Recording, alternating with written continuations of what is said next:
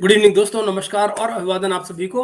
जैसा कि मैंने आपको बताया था पिछले व्लॉग में, संडे के रोज यानी कल, जो गुजरा कल है इतवार का दिन, तो हो गई उनकी काजी फाइज ईसा की कल पाकिस्तान में ओथ टेकिंग सेरेमनी हो गई और कमाल के सीन रहे, गजब के सीन रहे। मैंने तो कल पूरा उनको देखा और बड़े सारे अगर जावियों से उसको देखा जाए तो यूनिक भी थी ये ओथ टेकिंग। किस तरह से, वो मैं आपको बताता हूँ। एक तो एक डबल लैंग्वेज में अंग्रेजी और उर्दू दोनों में उन्होंने ओथ ली, जो कि नॉर्मली होता नहीं है। लेकिन उससे बड़ी बात, जो सिंबलिज्म उस सेरेमनी का गया, वो कमाल का था। दो बातें हुई उस दिन कल बड़ी इंपॉर्टेंट। एक, जिस समय सेरेमनी शुरू हो रही थी तो जाहिर है आप जानते हैं इस तरह की प्रेसिडेंशियल हाउस में जब सेरेमनीज होती हैं तो हर एक जो जो जो गेस्ट होते हैं, इंपॉर्टेंट गेस्ट जो होते हैं, उनके नाम की पर्चियां लग जाती हैं सीट के ऊपर कि भाई फला सीट, फला पर कोई बैठेगा, फला सीट पर कोई बैठेगा। तो काजी साहब फैज ईसा अपनी वाइफ के साथ में जाहिर है ओथ टेकिंग के लिए गए हुए थे और उनकी वाइफ बाय मिस्टेक ऑब्वियसली उन्होंने गौर नहीं किया और वो बैठ गई आर्मी चीफ की कुर्सी पर। आर्मी चीफ की कुर्सी पर, जरा सोचिए, इसकी इस पूरी कहानी की एक बैकग्राउंड है। मैं उस बैकग्राउंड की तरफ भी आता हूँ। तो कल काजी फाइज ईसा की जो वाइफ थी सेरेना ईसा, वो बैठ गई आर्मी चीफ की उस चेयर पर। अब आर्मी चीफ आए, आर्मी चीफ भी अपनी वाइफ के साथ आए थे, आसिम मुनीर। तो आप जरा देखिए कि किसी ने उनको कुछ नहीं कहा और आर्मी चीफ ने बाकायदा चुपचाप वेट करते रहे खड़े हुए वो एक जगह पर, जब तक कि किसी ने पोलाइटली सिरना ईसा, जो उनकी वाइफ हैं काजी फाइज ईसा की, उनको ये बता नहीं दिया कि दरअसल आपकी सीट कहीं और दरअसल सेरेमनी शुरू होते होते उनको इन्हीं केस उठा के ऊपर जाना था। तो वो मैं आपको उस बात पे आता हूँ, लेकिन इस बात का सिंबलिज्म बड़ा कमाल है। सिंबलिज्म ये इस तरह से बड़ा कमाल है कि जनाब, एक आर्मी चीफ थे जो थे बाजवा, उनके नीचे थे आईएसआई चीफ फैज हमीद। ये दोनों महापुरुष लगे रहे इमरान खान के साथ मिलकर और प्रेसिडेंट आरिफ अलवी के साथ मिलकर इसी काजी फाइज ईसा को सुप्रीम कोर्ट से बर्खास्त करने में पूरी कोशिश कर दी उन्होंने। एक दो नंबरी रेफरेंस बनाया गया, बिल्कुल दो नंबरी, और उसको प्रेसिडेंट को भेजा गया, आरिफ अलवी को।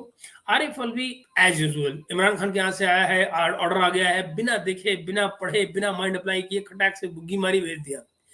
रेफरेंस आ गया साहब सुप्रीम जुडिशियल काउंसिल में काजी फैज के अगेंस्ट। और वहां भी जो जजेस थे वो तैयार बैठे थे। क्यों? क्योंकि आपको मालूम है ना, वो 10 साल का पूरा प्लान चल रहा था और उसमें ये तय था कि अगर काजी फैज निकल जाते हैं तो अगला जज कौन होगा, फिर उसके बाद वाला कौन होगा। पूरी सेटिंग चल रही थी। तो बेसिकली सब कुछ अंडर अ प्लान चल रहा था।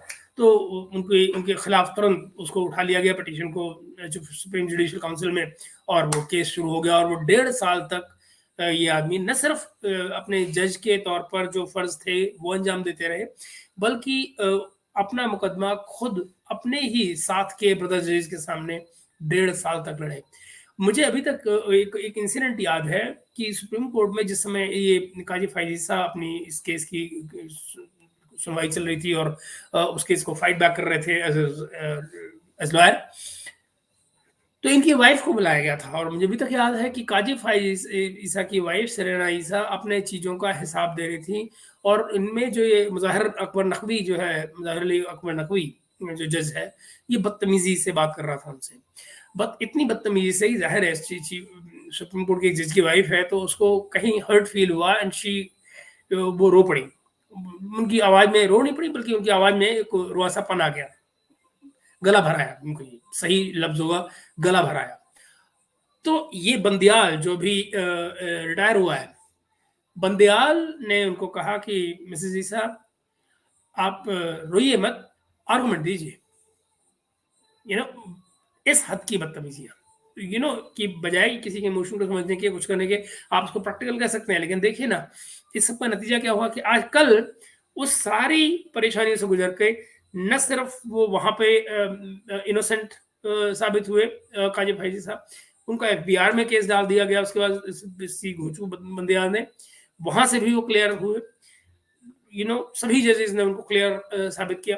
और आज उन्हीं आरिफ अलवी जिन्होंने रेफरेंस साइन किया था, कल उनको इन्हीं काजी भाई ईसा को ओथ दिलानी पड़ी। मतलब ऑनेस्टली स्पीकिंग, कोई शर्म वाला आदमी होता, कोई ऐसा आदमी होता है जिसके अंदर कोई कोई सेल्फ रिस्पेक्ट होती, तो प्रोबेबली ऐसा करने से पहले या तो माफी मांगता अजय भाई ईसा से, या रिजाइन करके अपने घर चला जाता, यू नो।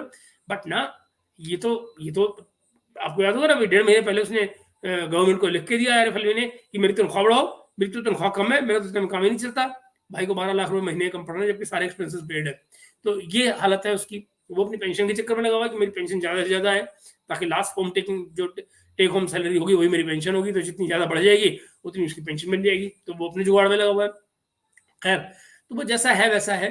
तो कल वो हुआ। अब आप जरा देखिए कि एक आर्मी चीफ था जो काजी फाइज ईसा को निकलवाने के लिए लगा था। कल उनकी वाइफ गलती में ही सही, मगर वो एक सिंबल बन गया। आर्मी चीफ की सीट पे बैठी हुई और आर्मी चीफ खड़े हुए इंतजार कर रहे हैं। और दूसरी तरफ आईएसआई के चीफ जो नदीम अंजुम है, वो अपनी वाइफ के साथ कल वहां आए हुए थे। ये तमाम चीजें अंडरलाइन कर रही है ना कि एक एक परिवर्तन हो रहा है सोच में कहीं। इसके क्या फायदे नुकसान होंगे, एक डिफरेंट सब्जेक्ट है जिसको हम अलग व्लॉग में बात कर सकते हैं उसके ऊपर। लेकिन ये चीजें बदल रही हैं कहीं ना कहीं। लोगों को अब ये नजर आ रहा है कि भाई लोगों ने कुछ गलतियां की हैं ना।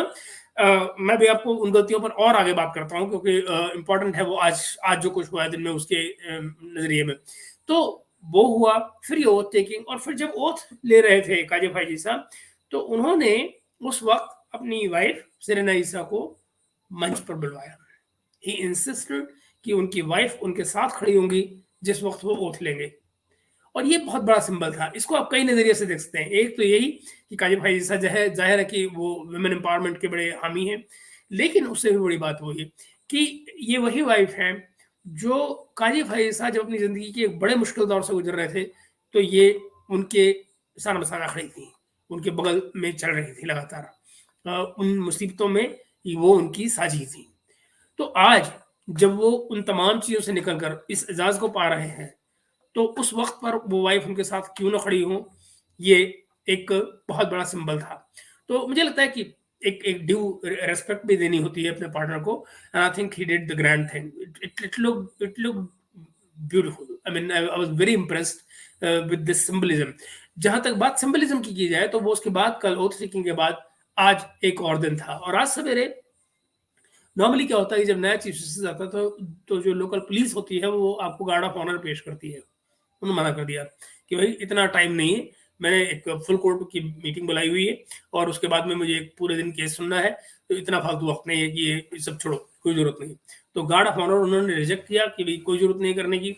फिर वो अच्छा, सरकारी गाड़ी, कोई बुलेट प्रूफ गाड़ी शाड़ी उनको मिलती है, कुछ नहीं उन्होंने यूज की, अपनी गाड़ी से वहाँ है, वही 1300 सीसी वाली, और वहां उतर के अपना। और इससे पहले चीफ जस्टिस बनने से पहले तो वो पैदल आया करते थे अपने घर से कोर्ट में, जजेस कॉलोनी से, और सुप्रीम कोर्ट में पैदल आया करते थे। तो आज वो गाड़ी से आए, और स्टाफ ने उनको जब क्लैप किया तो उन्होंने सिर्फ इतना कहा कि भाई अभी आज आज टाइम नहीं मिल पाएगा, लेकिन मैं आपसे बाद में मिलूंगा, आप सबसे तफसील में आराम से बात करेंगे। लेकिन तब तक आप जो है कम से कम जो लोग सुप्रीम कोर्ट में आते हैं यहाँ जस्टिस के लिए, उनको आप मेहमान की तरह ट्रीट करिए। इतना कह के वो अपने कोर्ट में चले गए। और फिर अब शुरू हुई आज की कलाकारियां।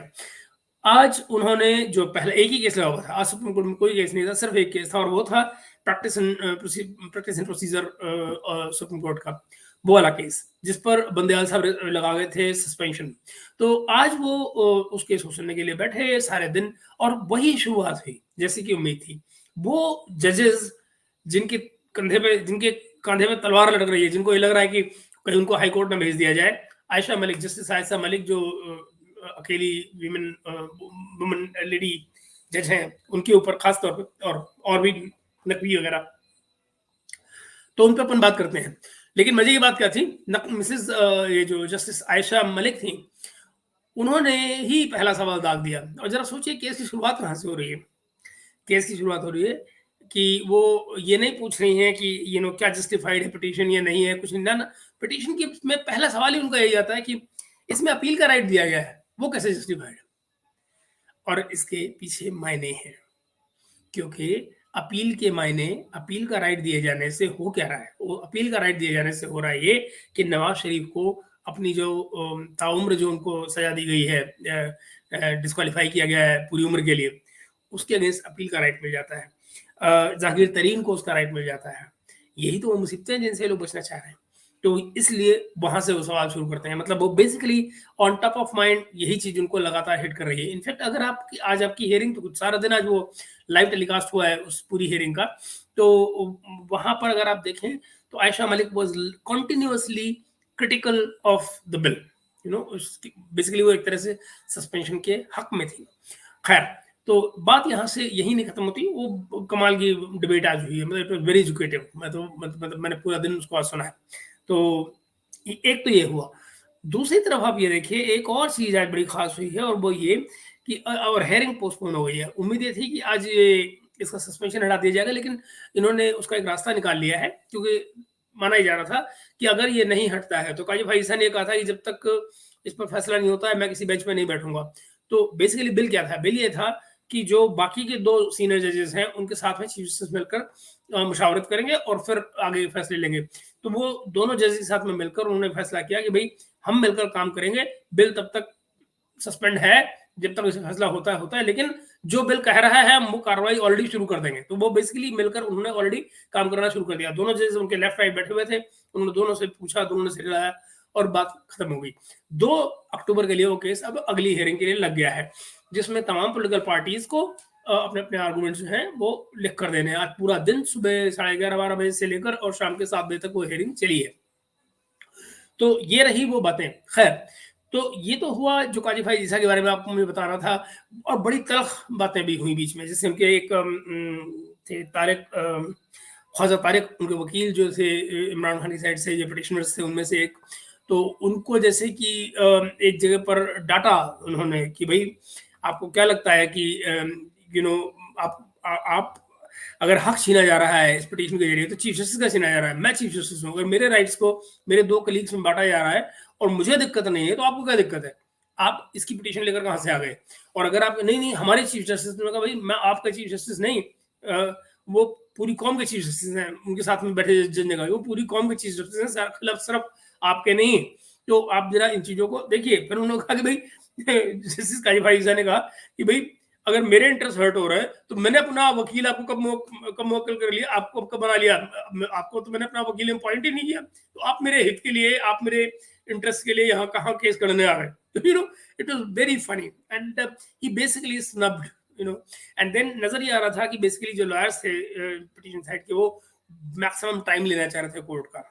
क्यों? क्योंकि ताकि आज ज्यादा कुछ ना हो, क्योंकि जो 2 जजेस, एक तो ख्वाजा, हाँ, जैसे एक जज को बेसिकली आज जाना था अमेरिका 10 दिन के लिए, और एक जो जो अटॉर्नी जनरल है वो इंडस वाटर ट्रीटी का एक केस लगा हुआ वियना में। तो इंडस वाटर ट्रीटी वाले केस की हियरिंग होनी है वियना में, तो उसके लिए उनको आज रात की फ्लाइट है, उनकी अर्ली मॉर्निंग, आज लेट नाइट, कल सुबह मॉर्निंग की उनकी फ्लाइट है वियना की, अटॉर्नी जनरल की। He is representing Pakistan there. तो इंडस वाटर ट्रीटी की सुनवाई होने जा रही है वियना में। मुझे मालूम है कि आप लोगों को भी जाहिर इंटरेस्ट होगा कि इंडस वाटर ट्रीटी का क्या होगा, तो वो हम लोग उस पर आने वाले दिनों में जैसे इसका शुरुआत होती है तो हम उस पर बात करेंगे जब वहाँ केस चलेगा। तो ये दोस्तों रहा एक बात। दूसरी तरफ क्या हो रहा है? दूसरी तरफ ये हो रहा है कि लंदन में तैयारी शुरू हो गई है इमरान खान, उनके नवाज शरीफ के आने की 21 अक्टूबर की, और वो तैयारियां जाहिर है कहीं पाकिस्तान में भी खूब चल रही हैं। इस्लामाबाद में उनके उतरने की तैयारी हो रही है, लीगल तैयारियां शुरू हो गई हैं, लीगल टीम पूरी समय लंदन पहुंची हुई है। और साथ ही इस बीच में नवाज शरीफ ने ये बड़ा साफ कर दिया है कि अब पीपीपी यानी पाकिस्तान पीपल्स पार्टी से कोई समझौता नहीं होगा, और ना कोई दोस्ती होगी, ना कोई कोलैबोरेशन होगी, ना कुछ होगा। बिलावल भुट्टो इस बीच में आपको मालूम होगा कि वो उन्होंने हल्ला खूब मचाना शुरू कर दिया है। कहीं ना कहीं मैंने आपसे पहले भी कहा था कि ये शैडो बॉक्सिंग है, ये जो जरदारी और बिलावल कर रहे हैं आपस में। लेकिन सुनने में ये भी आ रहा है कि प्रोबेबली दोनों की अप्रोच में फर्क है। जहां पर बिलावल जो है वो अग्रेसिव होना चाह रहे हैं, वहीं जरदारी साहब जो है वो ये नहीं चाहते कि चीजें उस लेवल पे पहुंच जाएं और खराब हो जाएं जहां पर फिर सुधारने में ना आए। तो इसलिए वो थोड़ा सा हल्की जबान लेकर चल रहे हैं और ये समझ रहे हैं कि भाई जरा बातचीत कर लो, मुशावरत से काम ले लो, and all that and all that. लेकिन चीज़ें अब एक ऐसे लेवल पे आ गई हैं, जहाँ पर अब पीपीपी और पीएमएलएन जो है, वो ज़ाहिर है चुनाव तो उनको अलग से लड़ना ही था, इलेक्शन तो उनको अलग से लड़ना ही था, ये तो तय था। लेकिन अभी ये नज़र आ रहा है कि उनके बीच में इंटरनल भी कॉन्फ्लिक्ट्स मौजूद हैं। और ये कॉन्फ्लिक्ट्स शायद मुझे हमेशा से लगता था कि वो मौजूद थे। वो एक ऑब्जेक्टिव आ गया था जहाँ इमरान खान उनके दोनों के खिलाफ था और तो वहाँ दोनों वो मिल गए थे।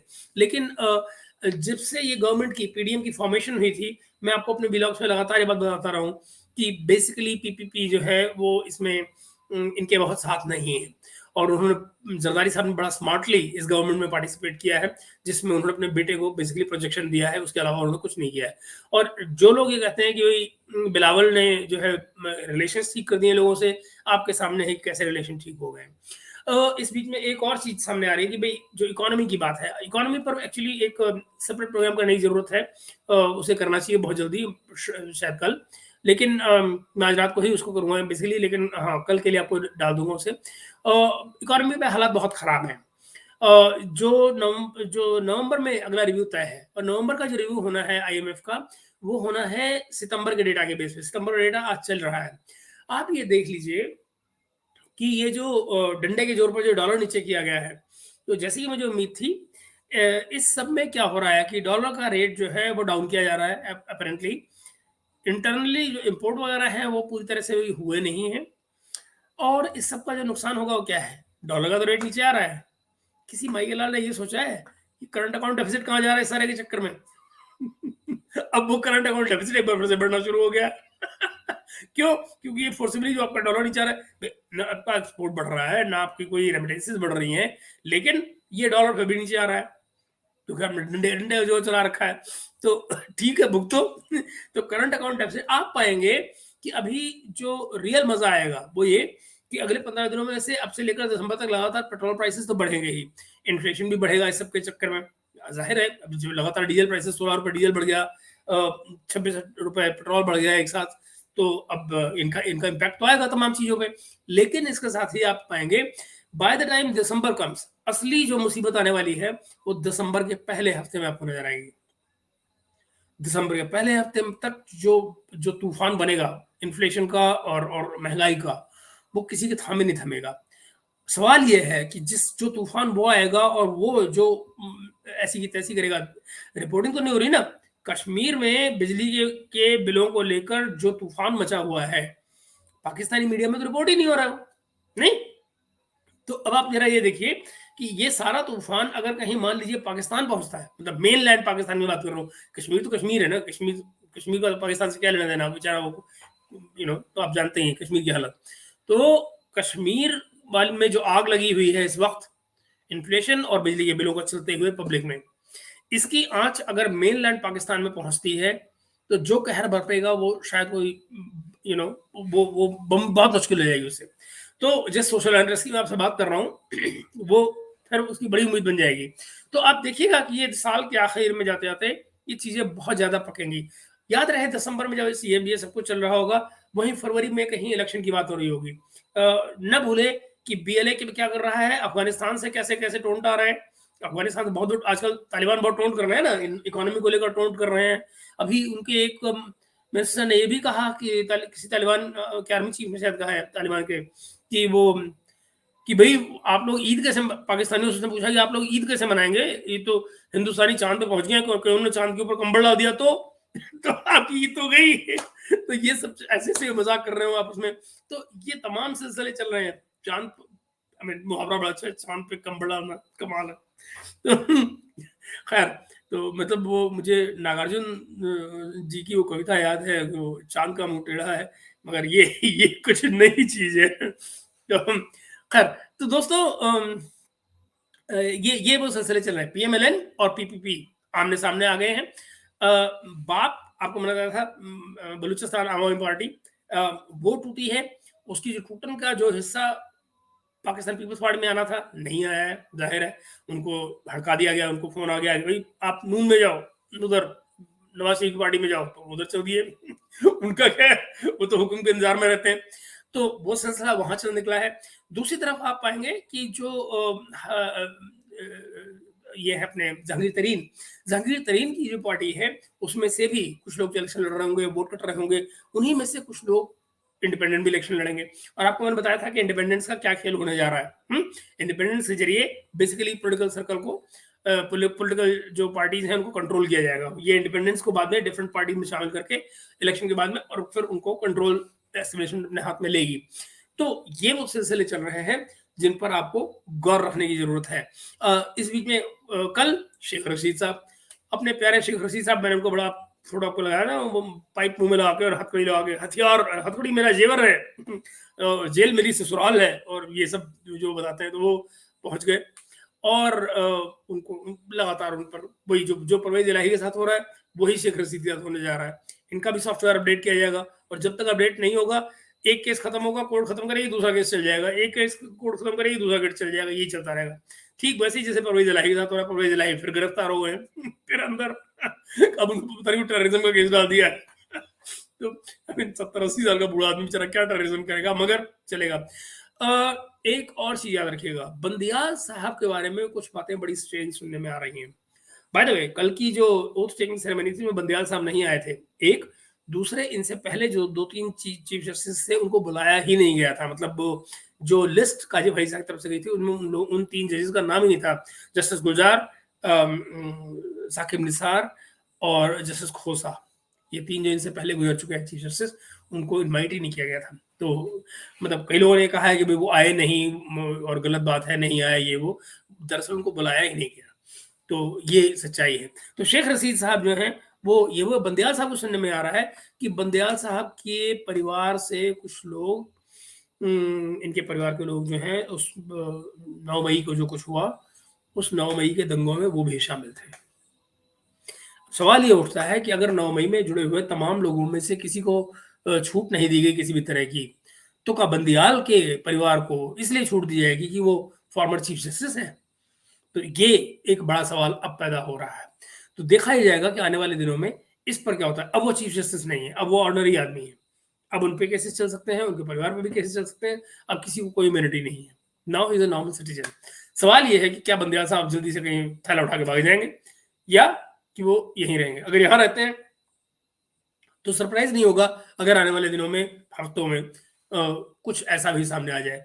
16 अक्टूबर, ये जो अक्टूबर 16 तारीख गुजर गई है, नए चीफ जस्टिस आ चुके हैं और अब जो एक्शन होना है उसकी रफ्तार आप तेज होती पाएंगे।